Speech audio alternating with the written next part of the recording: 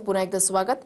जळगावातील एका लग्न सोहळ्याच्या निमित्तानं ठाकरेंच्या शिवसेनेचे खासदार संजय राऊत आणि शिंदेच्या शिवसेनेचे मंत्री गुलाबराव पाटील एकत्र आले। यावेळेला मंत्री गुलाबराव पाटील यांनी संजय राऊतांना नमस्कार केला।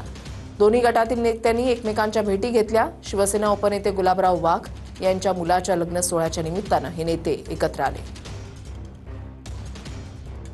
गुलाबराव पाटलांनी संजय राऊतांना यावेळेला नमस्कार केला। एरवी राजकीय मुद्द्यांवरून एकमेकांवर टीकेचे तोफ डागणारे हे दोन्ही नेते ज्यावेळेला या एका कार्यक्रमाच्या निमित्तानं एकत्र आलेले होते, लग्न सोहळ्याचं निमित्त होतं, त्यावेळेला गुलाबराव पाटील हे समोरून येत होते आणि त्यांनी संजय राऊतांना नमस्कार केला आणि राऊतांनी देखील गुलाबराव पाटलांना नमस्कार केला।